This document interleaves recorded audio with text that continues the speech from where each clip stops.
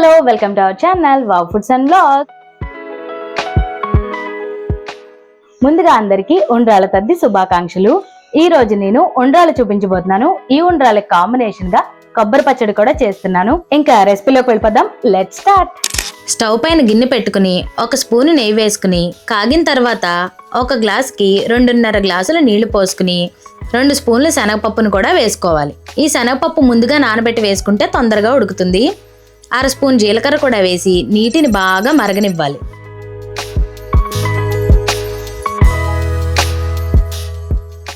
ఇలా మరుగు పట్టాక రుచికి సరిపోయేంత ఉప్పు వేసుకోవాలి. ముందే ఉప్పు వేస్తే శనగపప్పు ఉడకదు.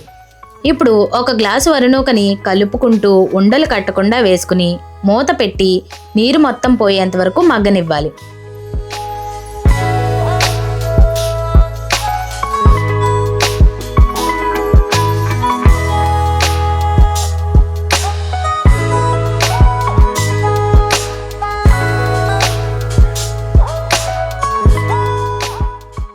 నీరు మొత్తం పోయాక స్టవ్ ఆఫ్ చేసి కొద్దిగా చల్లారిన తర్వాత చేతికి నెయ్యి కానీ తడి కానీ చేసుకుని ఉండలు చేసుకోవాలి.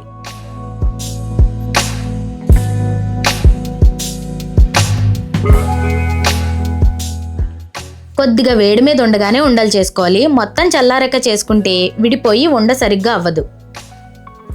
ఇంతే, ఉండ్రాళ్ళు రెడీ.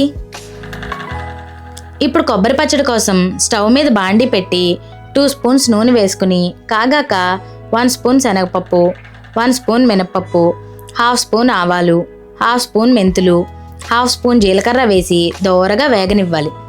ఇలా రంగు మారాక ఎండుమిరపకాయలు వేసి వేగనివ్వాలి. మీరు తినగలిగే కారాన్ని బట్టి ఎండుమిరపకాయలు వేసుకోండి. కొద్దిగా ఇంగు వేసి స్టవ్ ఆఫ్ చేసి చల్లారాక మిక్సీ జార్లోకి వేసుకుని దీనిలోనే కొబ్బరి ముక్కలు, కొద్దిగా పసుపు, రుచికి సరిపోయేంత ఉప్పు, కొద్దిగా చింతపండు వేసి నీళ్ళు అవసరమైతే నీళ్లు కూడా పోసుకుని మెత్తగా మిక్సీ పట్టుకోవాలి. పోపు కావాలంటే పెట్టుకోవడమే, పోపు లేకపోయినా కూడా చాలా బాగుంటుంది.